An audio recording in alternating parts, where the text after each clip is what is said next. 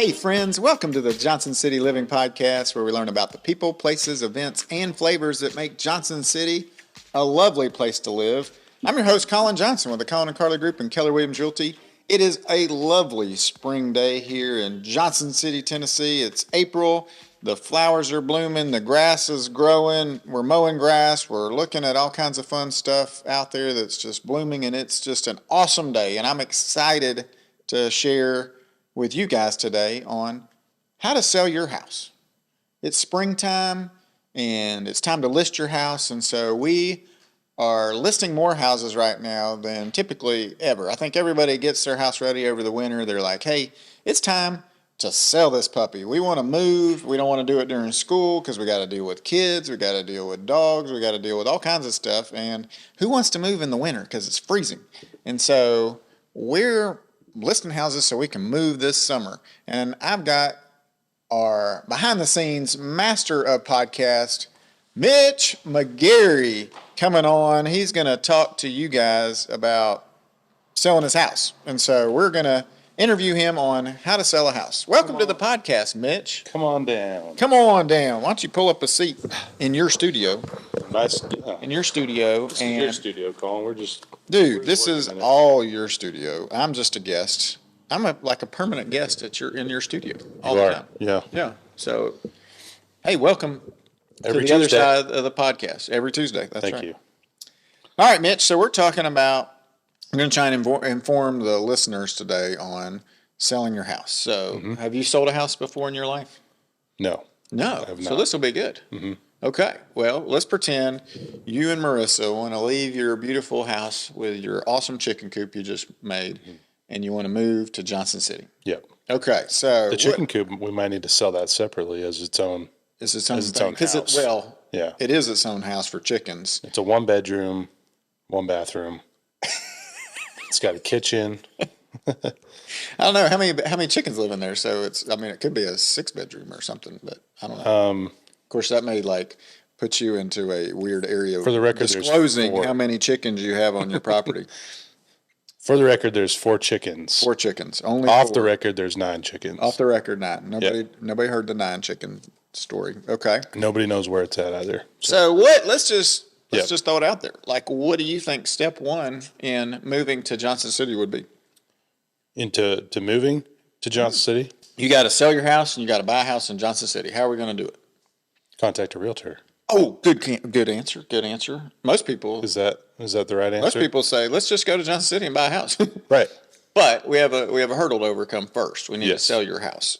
Now, we could go ahead and you could get a bridge loan where you have 2 loans at that point. You have a loan on your current house and a loan on your new house, which makes life a whole lot easier because you can take all your stuff. We can go ahead and find your house in Johnson City, buy it, close on it.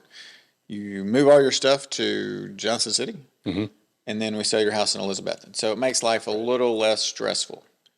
If you can do that, I'd say it's a great thing to do. Or if you own your house outright and maybe you want to downsize, you want to buy a smaller house, you could do a home equity line of credit, a HELOC. Right. You could go ahead and take out, say, $300 against your house and buy the house here in Johnson City, use that $300,000 for that, and then we turn around, sell your house in Elizabethton and pay off the HELOC. And so Right. you're, again, debt-free, and you probably have some cash in your pocket after that deal. Because Is that dependent on how much you still owe on your current it house? is. Yep. So they look at the total price or total value of your house, and then they'll loan you about 80% of that in a HELOC. Right. Because the bank wants a little skin in the game still. Yes.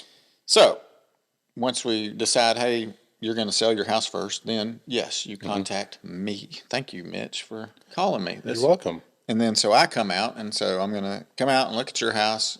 Hey, Mitch, good to meet you in person if we didn't already know each other. I'm going to take a look at your house. You're going to show me all the wonderful things you've done to improve the house. I'm going to look at your house. I'm going to look at the neighborhood, and then we're going to sit down and talk. And so you probably have been doing a little research online maybe and think your house is, let's just throw out a number. What do you think your house is worth?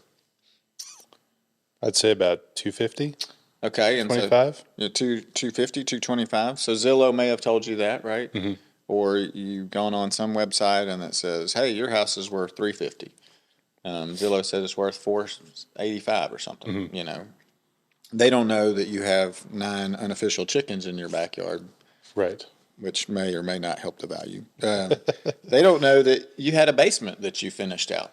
Right. You know, or they don't know that, you know what, you haven't done a thing to your house in the last 10 years and it looks like it's abandoned. Yes.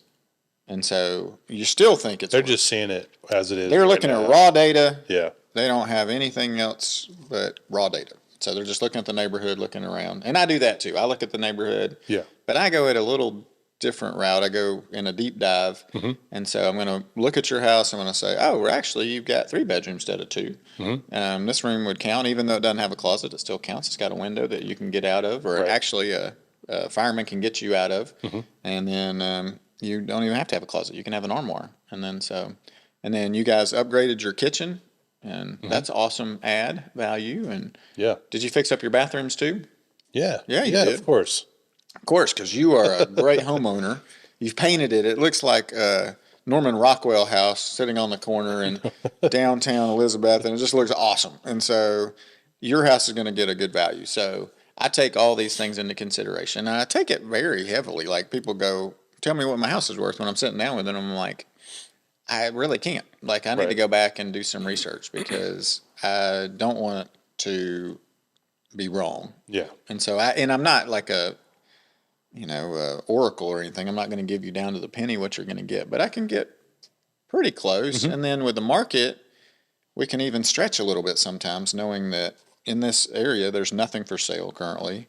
There's nothing like this on the market. So let's stretch it a little bit. Let's see if we can, and it depends on your goals. I'm going to ask you guys, why are you moving to Johnson City? What's important to you about that? And you're like, well, we really need to be over there in, a month because Marissa starts a new job there. She's been walking to work every day and from Elizabeth, and it's really far, and she just doesn't want to do that anymore. 12 miles. 12 miles both ways uphill in the snow. And so she doesn't want to do that anymore. And so, you're a good, loving husband. You want to make sure she can just walk out her front door and go right to work. Right.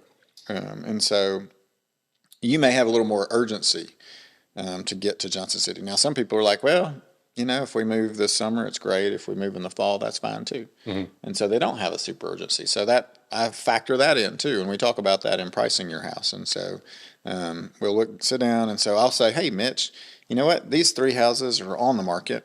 And you'll go, yeah, I've seen those signs when I drove around. And then these 3 houses are under contract. And you're like, oh yeah, I've seen those around there too. Right. And I look usually did 5, but right now it's so busy that you can't get 5. You can get 5 solds. So these 5 sold houses around you have sold for this much. They're similar to yours. They look like yours. They feel like yours. Obviously, they're not as good as yours because your house is obviously awesome. And so we kind of come out with price per square foot is the way I like to work it, and then kind of we factor in those other variables like, okay, well, all these price per square foot houses that sold around you had old kitchens that were nasty and didn't have new bathrooms, and you've upgraded. So I would think your price per square foot would be higher. And so we sit down and we come up and I go, hey, I think we could probably list your house for $399. And you're like, whoa, that's awesome. You know? Or you said $250, so probably like $275, and let's see what happens because you don't have to sell it. Now, if you're like, hey, I want to be in Johnson City in the next month or so, then let's price it at, and you're like, I need to sell it like tomorrow. And I'd say, well, let's be aggressive. Let's price it at, $249. And even in that, with this market right now, you may even get the $275 because there's not a lot of homes for sale. Yeah. Offers. And we could have an open house that first weekend. We have people help stage it. And so we can go back to that part of it too. Right. Let's say your house isn't in the best condition in the world. This is where I love helping people. I love connecting them with painters and maybe guys who need to do carpet. And if you wanted to do some bigger stuff, we've got guys that can, re-side houses and put on new gutters and put new windows. We've got a litany of contacts for people to help them get their house ready to go. Right. And so that's something I feel good about too. Like going, well, let's spend money on painting because that's cheap. This room we could paint it a certain color, brighten it up, really make the room pop, and then that's not going to cost you a whole lot. Do you like to paint, Mitch? Yeah, sure. Yeah. Well, if you like do to it paint myself. that's great. I'm looking Yeah. at some walls that you have painted, and you were an excellent painter. And so, cheers. uh, and so, yeah, you could paint it yourself, or we could hook you up with somebody who could paint it. Right. But that's an easy value add. And so, some other things too, like LVP now, luxury vinyl plank. Yep. Maybe your floors aren't great, but that's not expensive. Is that what this stuff is? That is what we're looking at in your studio here. And so you could say, okay, I'd say in this room, it's probably worth the $1,000 to put new flooring in, and you're gonna get a return on that. Right. So having done it for a long time, I can kind of help guide people and say, these are the things that we want, that could add value. Now, I'm never going to push you to do it, but the market tells you what your house is worth ultimately. Yep. You and I can sit and think about it and work the numbers and pray about it and say, okay, well, we feel like this is where it's worth. And ultimately, it's only worth what somebody's going to pay for it. And so the market dictates that. And so sometimes I don't mind being wrong and you making more money. I don't like being wrong and you making less money. And so that kind of gives me a little heartburn. I want to make sure that I get as much money as I can for you and Marissa, so you can take that to Johnson City. That's good to know that there's a lot of those little things that you can do to kind of almost immediately improve the value of your house.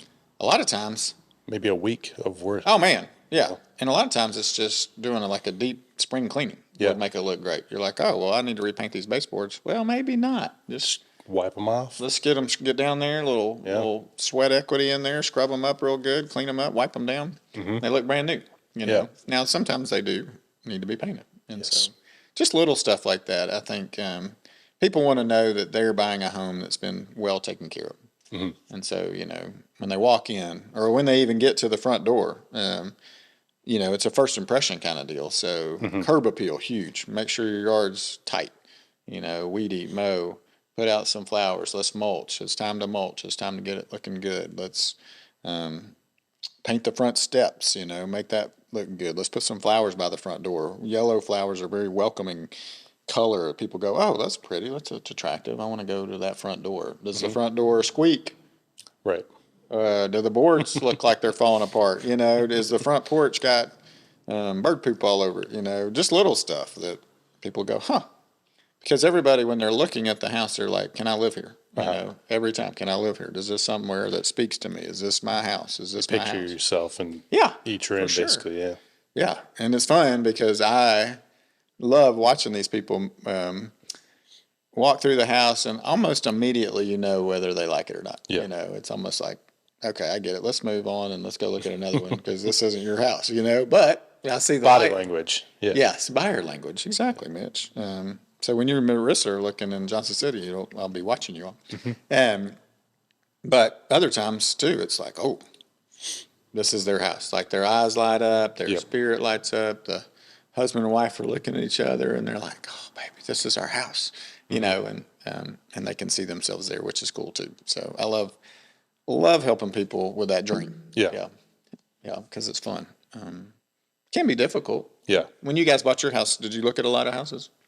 We looked at probably close to 10 houses. That's probably about average. Yeah. And we put offers on, I think, 3 of them. Okay. And there was a few that they told us beforehand had cash offers, and we bought in spring a year ago. So tough time. Spring of 22. So how would you say it's changed since then? A year ago, I don't know that it's changed a whole lot. It may still as competitive as it was? Depending on the price range. Okay. We've got some properties in under 300. They're going to go quickly. Yeah. In Johnson City, at under 300, it's just like. That's what we were looking for was that price range. Yeah. And so just trying to find houses for our buyers at that price point is just difficult. As you go up, it slows down a little bit. Yeah. Interest rates going up have slowed things down. I think you guys probably bought before the interest rates went up, which was a good move. What's it at right now? I think today you're around 6.5, 6.25. Okay. Yeah. So I'm hoping they come down a little bit. summer, but we'll see. It just depends on the economy and inflation and all Right. kinds of factors that the Fed looks at. Yeah. Yeah. Do the prices and the interest rates, do they normally fluctuate? Do they kind of teeter-totter a little bit? A little bit. If the interest rates go up, do the prices Go typically down go down a little bit? A little. Yeah. Now, not a whole lot. Not dramatically, Yeah, not but dramatically, yeah. right. But enough to kind of offset A little bit, but what it does is it changes the pool of buyers, right? So if you're looking for a 600 house, now you're in the 500 range for the same Yeah. payment, Right.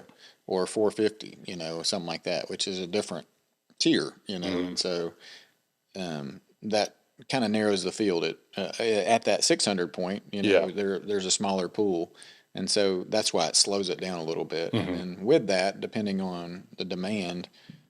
Or the motivation of that seller at 600, they may say, well, we'll just sell it at 550 because we've got to go. We've got to get to Utah, start a new job, whatever. I got a new podcast gig. Again, it Mitch. depends on the urgency, like you were talking about. It does, yeah. Seller urgency has a lot to do with it. But again, the market really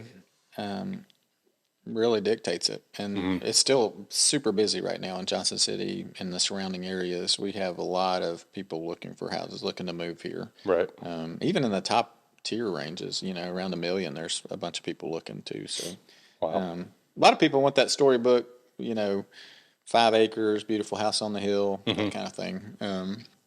And so, yeah, I'm seeing more of them show up looking for that, and seeing a few of them come on the market, and they're moving fairly quickly, even at the $1 million two range, which historically around here crazy, was, it's a different deal and a different mindset too. Like Well, those are all going to be custom homes, aren't they? a lot of times most they part. are. Yeah, I mean somebody built it. Yeah, you don't build too many spec Like houses. a 5-acre lot or something like that with a nice house on it. Yeah, Yeah. like that's a custom house most of the time. Yeah. I don't think Joanna Gaines. It's not really- Joanna it's Gaines not may really build a bunch of developing. those as spec homes, but Yeah. she knows she's going to sell them. But it'll be yeah. Right. That's cool. Yeah. So let's say we figure out, okay, we've figured out a price for your house, right? And so the next steps to get your house on the market, we don't just slap a sign in the yard. Yeah. We have a stager, Nicole Teal with Texture Home Staging is our stager friend, and she can come in and consult you with us. We give you a couple hours of her consultation. So she'll come in and say, hey, let's move the couch over here. Or here is a paint color that would be great in this room. And let's declutter this. And let's clean off all the kitchen cabinets or countertops. And let's add some plants here and there. And let's make it look really open and bright and airy and smell good and feel good and do all that stuff. And so, if your house smells like cat pee, she'll tell you, Yeah. And so those are the things that we want to knock out first. And then when you say, hey, I think we've got it ready, we've done what Nicole did, I'll put down new flooring, we painted, we're ready to roll. We're ready for the photographer. So we hire a professional photographer every time. You'll see a lot of houses out there that are on the market, and it looks like the pictures were taken with somebody's An Android. Or a flip phone, maybe out the car window or something, just driving by. A Motorola Razor. Motorola Razor, yes, that was such a sweet phone. Did you ever have one of That was those? a cool phone. Yeah, I did. Yeah, I did too. That was probably like your first phone. You're so young. Yeah. Yeah. Yeah, it was one of the first. Yeah. My first phone went rotary on the wall phone. Yeah, you probably don't even remember that. And so, then the photographer comes out. They take beautiful pictures of it, and then we talk to you about, hey, what are when I'm interviewing you for your house, I'm like, what are the favorite things about the house too? Because we want to write a good description. Tammy, in my office, she inputs all the listings. She writes up a great description from what you think is awesome about your house. Man, we love sitting on the front porch, drinking coffee, watching the sun come up over the mountains, Right. because oddly, it's an emotional buy. Like you're buying, this is the biggest purchase or one of the biggest sale you'll ever sell. It's the biggest thing you'll ever sell. And it's emotional. And so people are like, oh, I want to sit on the front porch, You spend a lot of time in your house. So You a lot do. of memories are made, a lot of kids sometimes are made. kids. A lot of kids are made every now and then. Yeah, and so you've got a place where families get together, friends come over, we're having dinners, we're watching movies. It's a safe place. It's my cocoon area. You know, I go home and want to get away from the world and that kind of thing. And so it's special. And so it's an emotional buy for a buyer. And so we want to make it feel as good as possible so that they can make that emotional connection with your house. Yep. Yeah. And so sometimes that may even mean like, hey, Mitch, you can't be around when the buyers are here. Mm-hmm. I mean, you're a really nice guy and you probably would do a good job selling it. But there are some people that aren't the nicest. And so it's better for them to walk the dog, drive off somewhere. And actually, I feel like everybody feels more comfortable looking at a house without the seller there. So just because you can be, you know, free to look in the closets and check out the attic and talk about it as freely as possible. But now everybody's on camera too, so you kind of got to be careful there as well. I'm trying to coach my people like, hey, let's not say too much in the house, you know.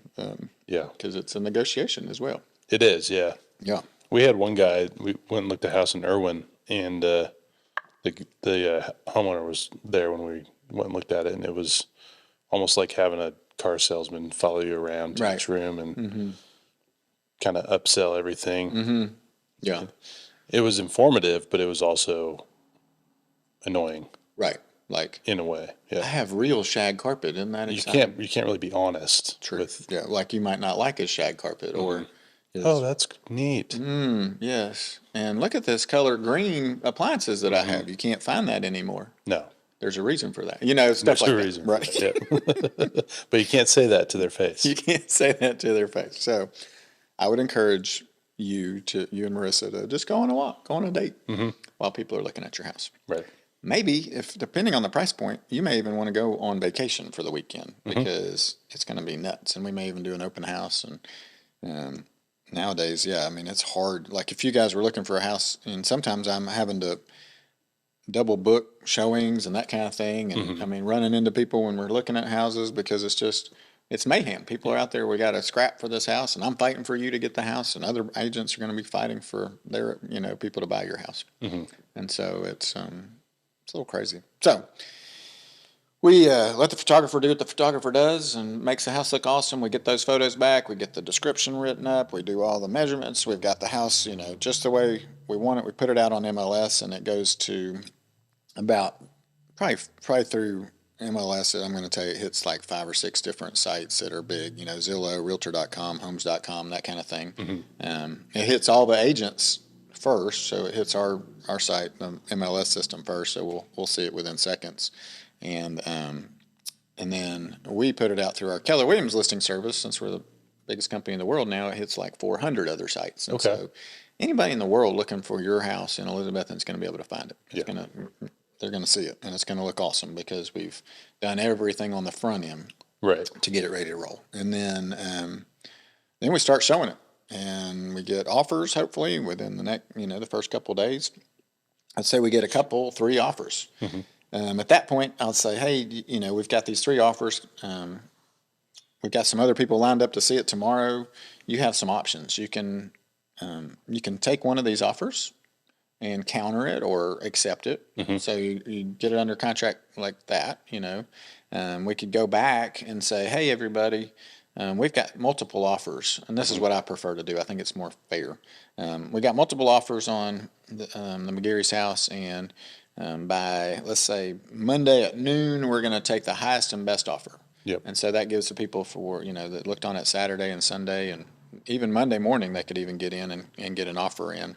And so it gives levels the playing field, and it tells the other 3 people, all 3 people, that, hey, we've got multiple offers in. So we gotta put our best foot forward, and we gotta make the best offer we can to get this house. Right. And I tell people to make an offer that makes sense in your heart, and you can feel good about not getting it. You know, like, and I, you said you guys had some multiple offer situations, and so it doesn't feel good to lose, though, right?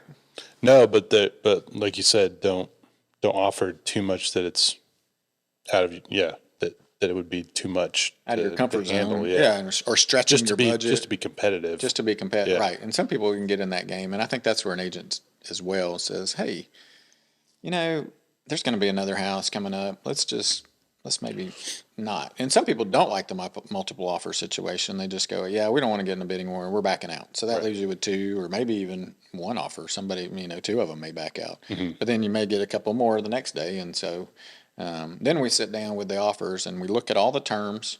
We go, okay, this guy's paying 100% cash and he doesn't need to sell a house and, it's ready to roll. And he wants to close whenever we want to close, know. And there are different things you can do to make your offer look better, and we can talk about that offline if you want to contact me. But so we'll decide, okay, well, this one's got financing maybe, and they're not, or maybe this one's not putting anything down, and there's just certain things that make the offers look better or not. The cash guy says, I don't want to. Maybe he wants to do inspections and he's getting an appraisal or something, and then there's another guy who's getting financing, but they've waived the appraisal, they've waived the inspections, so and they're pre-approved, so that one's going to go through. And so you're like, hey, well, that seems good to us, let's do that one.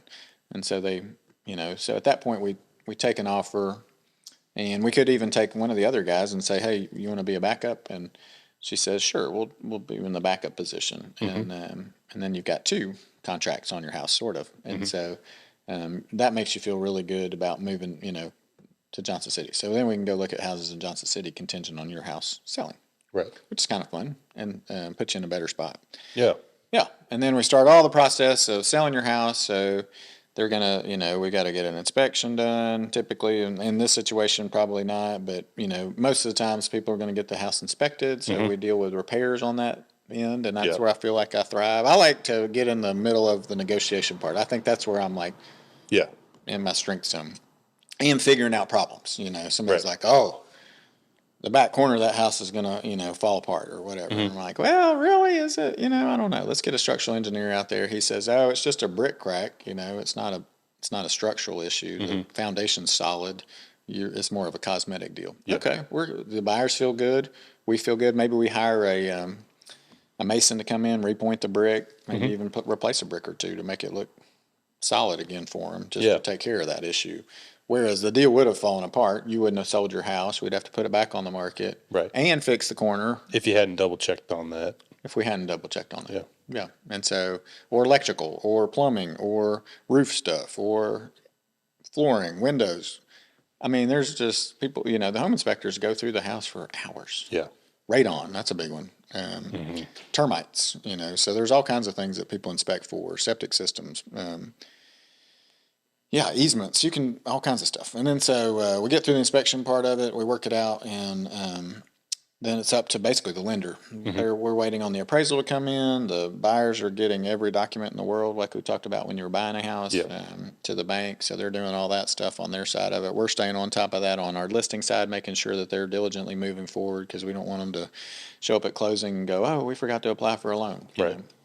That throws you out another month, and then you lose your house in Johnson City, and you don't like me at that point. And so, and then so we go to closing. We do title work. We have, send a contract to a title attorney or title closing office, and they do all the title research and make sure that it's clear. There's not some long lost person that's going to come up and buy it, say that's my house. And that's why I tell people to buy title insurance just in case that does happen. But at that point, we go to closing and we close, and you get a check, and you're out the door. Of course, you got to move. You've got to pack up all your stuff, which isn't very fun. But unless you've been able to do what was the loan you said, the bridge loan? Yep. If we did a bridge loan, or what you could have done is another thing too is we have a house in Johnson City that's under contract, contingent on this other house selling, your house in Elizabeth, and selling. So we go to that other agent. They're out of that house. It's vacant. They moved on a while ago. And I go, hey, Mike, can we let Marissa and Mitch move their stuff in a couple of days before closing so that you don't have to put it in storage or hold it in a truck or do some stuff like that makes life a little more chaotic. And so we work out a pre-occupancy prior to closing agreement that says, yes, we'll let you move it in. We're going to charge you $100 a day or $0 a day. It doesn't. We just work it out. Right. But you guys at that point need to have insurance on the house, and you're taking responsibility for the house. It's your property, basically. Basically, treat it you're like accepting it is. responsibility for the property. Yeah. Treat it like it's yours. Exactly. And then you move all your stuff in there and you're good to go. Cool. Yeah. And hopefully you're super excited, Yes. even though it's been a ton of work. Yeah. It is a lot of work. But Moving is a lot of work. That's the worst part of my job because I'm like, hey, we sold your house. And then, like, guess what? You got to move all your stuff out. And you're like, really, Colin? Like, we knew it, but then you get into it and you didn't know what you didn't know because you got a lot of stuff. and you don't realize how much stuff you have till you have to move. Probably hard to move 9 There's chickens. always that one room or closet in the house that's full of stuff that you've forgotten about. Or you know it's there and you You know just kinda, it's in the back of your mind. Yeah. But yeah, you don't realize how much stuff is actually in there. right. Like, what should I do with Take this? move. We'll just stick it down in the basement. Yeah. No big deal. Put it in the attic, basement, Yeah. garage. Yes. Yeah. Don't do that, people. Go to your basement right now. If you haven't used it in a year or two, go give it away. Yeah. Good Samaritan, right? I can almost see it from here. There's They would people love to that could take use it, it. and they would sell it or donate it to somebody who really could use it. And it's just taking up space in your basement and taking up emotional space in your life. Yeah. I got a lot of stuff in my basement. I got a lot of skeletons down there. Tried to donate them, but the good thing wouldn't said take they it. didn't want any. They don't want any skeletons. So. Yeah, so that's basically in a nutshell how to sell a house Yeah. and what we do at the Colin and Carly Group to help you do that. Any questions about that process or any ideas that we didn't cover? No, I think you covered everything. Maybe do another recap. I think, A little recap. yeah, that really helped kind of narrow it down. Okay, so how to sell a house in like under a minute. Yeah. Okay, Just the step by step. step by step is call me number one. Call me number one. I come look at your house. We do some market research. We talk about pricing for your house. We talk about condition, things you could do to improve it. While you're improving your house, I'm doing research, finding the best price. The other thing is timing too. Like if you're not going to sell it in this, in a week or two, I'm going to say let's hold off and price it in a little while because we're in a competition with other houses, so we need to see how we compete. So there might be 4 houses just like yours on the market later on. So we get pricing figured out. There's a lot of paperwork we didn't talk about, but you sign all that, listing disclosures. There's all kinds of fun things that you'll sign and go through, and our team's great about walking you through that. And it's good too because it protects you and the buyer, but it really protects you on disclosing things, and so you don't get sued later down the road. And so, then we put a photographer out there to take pictures after you got it looking great. We write up an awesome description. We put a sign in the yard. We do a little video about it, put a lockbox on the house. You give me a spare key, and we're off and running. We're showing the house. Somebody's, buyers are coming in and out with agents. And then we get offers, and we work it out, and we get it under contract. And then we walk through the contract part of it, and then we go to closing. And at closing, you're homeless. You're homeless. So how to make Mitch homeless in under a minute. There you go. There you go. Yeah. Yeah. And hopefully we get to help you find a new house. Yeah. Yeah. And it's just that easy. And we would love to help you do it. I love helping people sell houses. It's That's so much awesome. fun. It is so much fun, Mitch. Call Colin. Call me. Yeah. Yeah.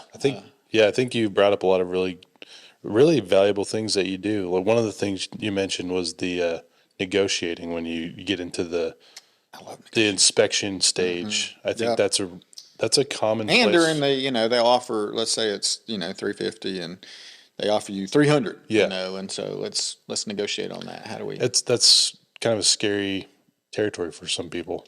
It's a pretty big deal. You don't really know what you don't know. You don't know That's what you don't know. And And having sold over 1,000 houses, we're pretty good at negotiating. And so my goal is to get you as much as we can, right? And so, I want to work hard to make sure you don't. And so, a lot of people try and bracket or let's split the difference. I'm like, well, let's not split the difference. Let's try and get you as much as we can. yeah. Good news is in this market, you're getting a lot for your house. Yeah. But it's slowing down a little bit, and it'll. I think if we have economic, whatever you want to call it, it may slow it down a little bit more. And then at that point, you're really working for every dollar, And people are like, "Oh, but the commission," and I'm like, "Yeah, but we get you more typically than." 95% of the studies show that an agent's going to get you more for your house than selling it on your own. And there are a million things to deal with. you know, in the process. And so, and I don't make a penny until your house sells. So it's like, you know, I tell people we're going into business together. Right.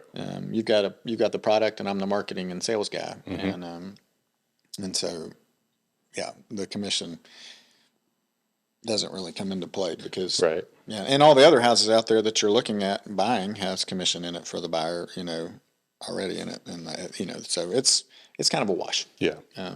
I would say from, you know, having just bought a house a year ago, very, very worth your time to hire a realtor that knows what they're doing.